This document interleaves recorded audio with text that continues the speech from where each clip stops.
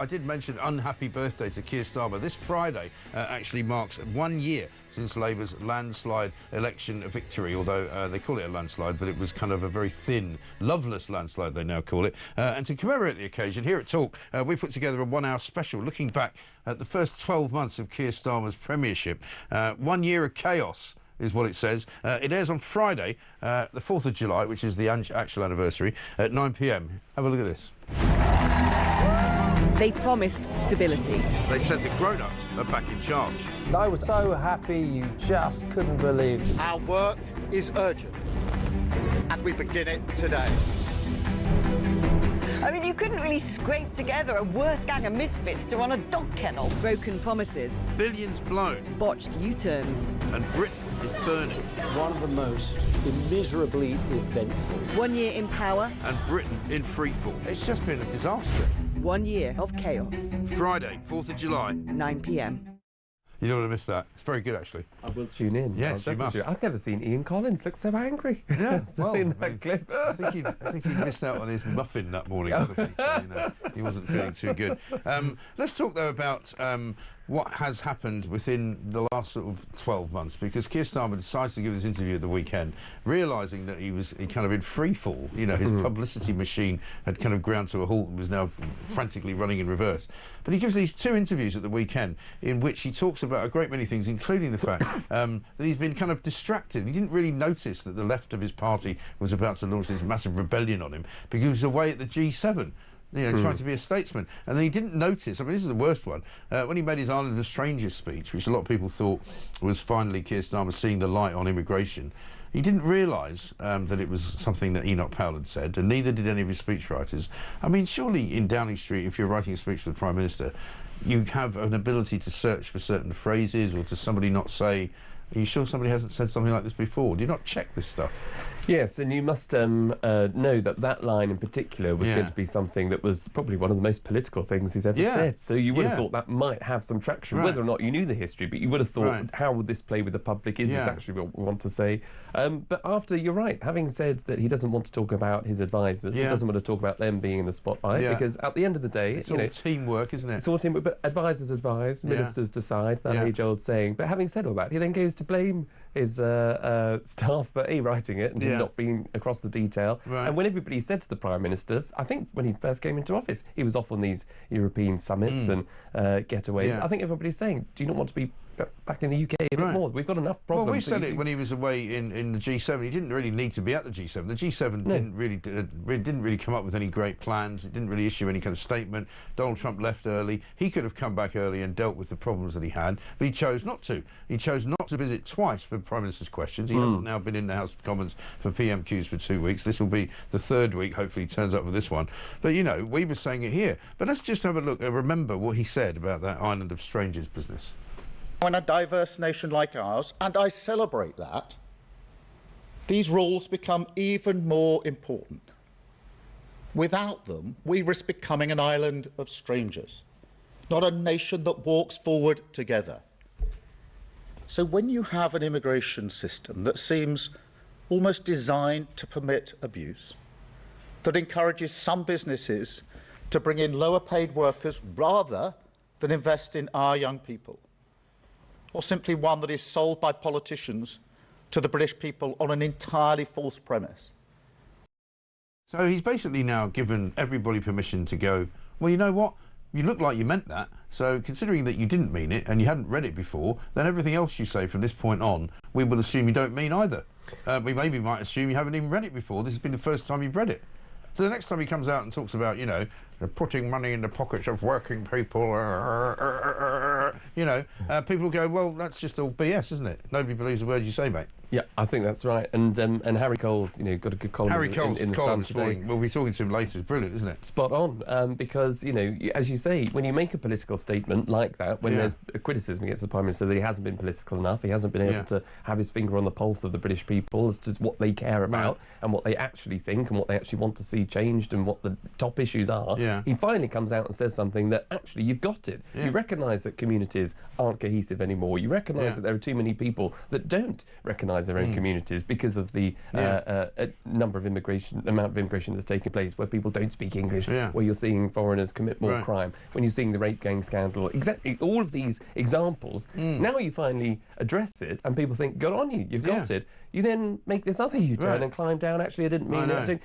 What it shows is that he's just playing to the left. He's just playing to the Labour Party politics, and they've totally, the whole bunch of people that work in Number 10, the people that are advising the Prime Minister, they have just not been able to understand that they got a majority. It was a loveless majority. There was such a low turnout. Even Jeremy Corbyn got more votes than this Prime Minister. Astonishing. So, you know, it is a loveless majority. It's lacklustre because they just wanted to give, the voters wanted to give the Tories, rightly so, an absolute kicking for all of their mistakes. So if you fail to understand that, and if you have your head in the clouds thinking, oh, this is a huge majority because everybody loves us and we can't do anything wrong, when you then start to just play politics to your own base and not address the issues that the country really wants to see addressing, then you're going to make mistake after mistake. And it's the same with that the Island of Strangers speech. It's now on welfare cuts, making the U-turn. He's making the U-turns for the sake of his own backbenchers. And it may not be enough, the welfare U-turn, because it's, we've already got on the front page of The Guardian, we've got the woman who I think you first highlighted as very, very dangerous to Starmer when she quit. This is Vicky Foxcroft, the whip, the Labour Party whip, who quit, I think, about a week and a half or so ago, over a week ago. She's urging the government to make even more concessions. And she's still saying, I'm not sure we're going to vote for it yet, because we're not sure that there's actually... I'm still saying it's pretty much odds on that they'll drop the whole thing and they won't do it at all because they'll be too terrified of losing the vote, because to lose it now after having made all these concessions would be even worse.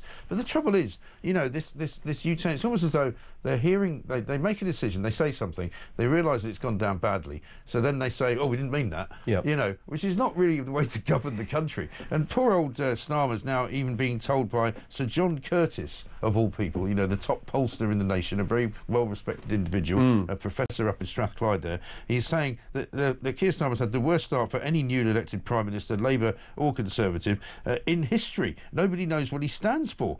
And he needs to start painting a picture of the country he wants to create, because a lot of people start asking this question over the weekend. You know, he says he knows what he stands for, he knows who he's standing for, but nobody else does. You know, and he made this in the interview he did with the Sunday Times. He talked about how he was distracted from that speech, the Stranger speech, because of the fact that somebody had firebombed his house, right? Which I guess everybody might think was a pretty serious thing. But he then goes on to say, I hate it when my family get involved. I hated it when my wife was enrolled in this whole story about Lord Ali and the clothes and everything else. And I was thinking to myself, well, maybe you shouldn't have allowed her to take some free clothes then. If you don't want your wife to be involved in criticism around you and around the government, then don't let her take free clothes from Lord Ali. It's pretty simple stuff. Yeah, and I'm afraid it's just, you know, when you're the Prime Minister, you know, you are in the public eye. Well, you should be in the public eye. I know he's been pretty absent of late, but you know, you need to be in the public eye. You can't just go, oh, I didn't want anybody to know what my private life was like. You know, I'm the Prime Minister, leave me alone. Yes. I don't think so. No, I'm afraid that's not quite how it works. But you're right. I mean, when it's your first year anniversary, there is an opportunity. Actually, I think could be difficult, but you know, there is an opportunity to say, right, we are going to drop the welfare stuff now. This will be the last thing that we drop, because going forward, we're going to make sure we've got everything right, we've got all of our ducks in the row, and before we present something, because he has said he wants to make sure that's why he's engaged with his backbench MPs, that's why he's made concessions. Well, he is now. He is now. He wasn't before. No. And he was telling them all to bugger off before, which is his other mistake. Yes, noise is off. Just dismissing MPs, and that's part of the problem. And that's what he also said, I think he said to Josh Blanty, you know, at the beginning, he said, I like a fight, when he was asked like a couple of months ago, what are you going to do about the welfare rebellion? He says, oh, I like a fight, I'm up for it. Yeah. And the same with the winter fuel cuts, you know, because you've got to, what the Labour government just haven't got is, and I know it's easy to say, is a strategy. No. But, so what are the objectives? Well, I mean, they really should have one now.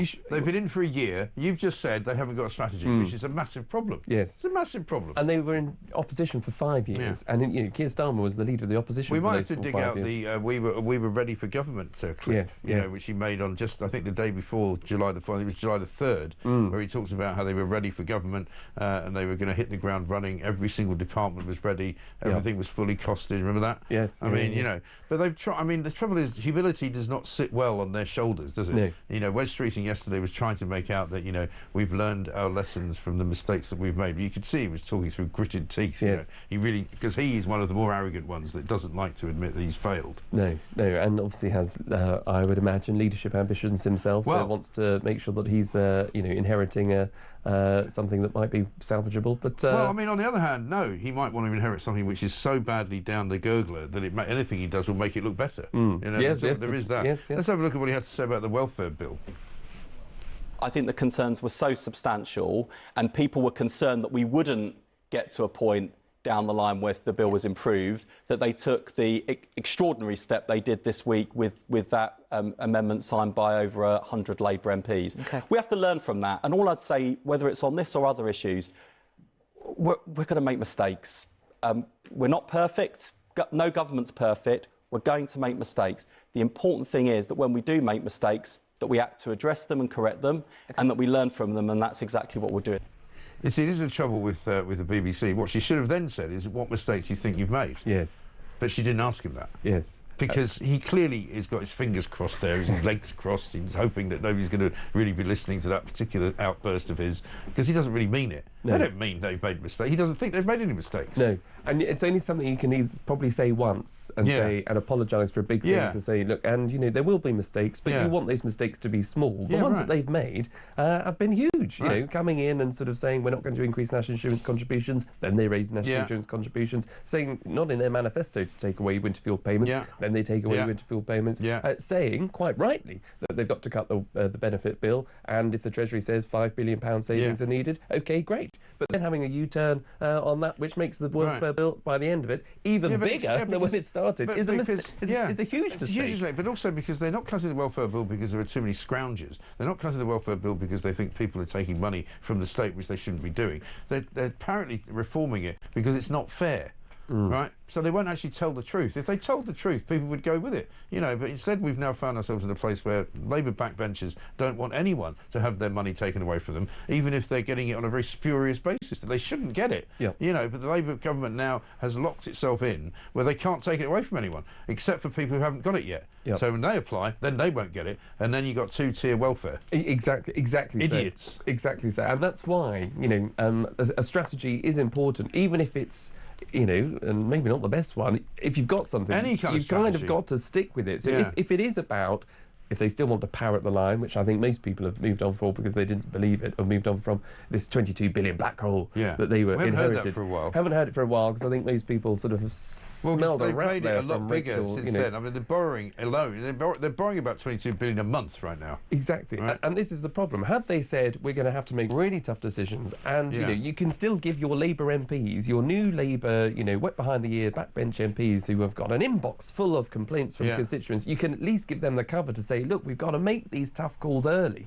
because by the end of the Parliament we're going to be giving them all the, you know, all the low-hanging fruit, all the good things are coming at the end of the Parliament. So take these tough decisions. They tried that, right? They did it, and then now they've U-turned on them. But now they've U-turned, and now they've made huge spending commitments, like on defence, which people agree with. But then, if they're not going to get on top of this welfare bill, then we're going to have another summer, I should imagine, of small boat crossings, and no doubt there's going to be. You know, are we going to have more prisoners that need to be released? I'm sure we will. And probably the prisons are too full to bang up old Bob Villan. Bob Villan, but Lucy is you can let Lucy Connolly out, put Bob still Villan in. How about that? Yeah.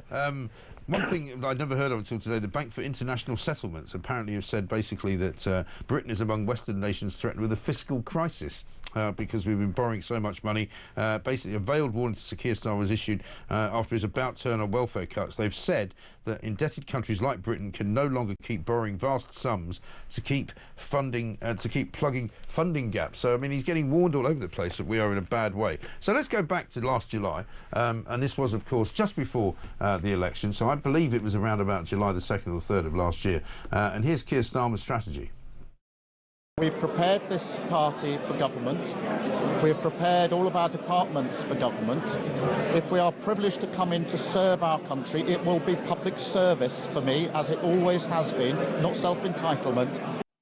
not self-entitlement, public service. That was before the Lord Alley scandal. He looks about 20 years younger, doesn't he? He's looking about 20 years into one. I mean, he's aged massively, isn't he? Yes, and you remember that Sue Gray was his chief of staff. That's right. Then at the time, that was responsible for preparing governments, preparing departments. She was the one who planned the first 100 days of Labour's time in office. Unfortunately, she didn't make it to 94 days. She didn't make it, but she was dismissed, and all the criticism was labelled at her for not being prepared. Right. Now, obviously, another chief of staff has come in, heralded, it's even worse. and it's even worse, it seems to me. Unbelievable. So, clearly they weren't prepared, but clearly people can't be prepared if you don't get the direction from the top. No. And I think that's clearly what those interviews, as you were saying, over the weekend, have articulated and brought about. Yeah. Keir Starmer doesn't have a plan. He doesn't know what he stands for. He hasn't got that political acumen. He's making these U-turns left, right and centre. He says he wants to fight, but doesn't have a fight. No. He gives up. Exactly. Right. Capitulates at the first hurdle. Yeah, absolutely right. Unbelievable.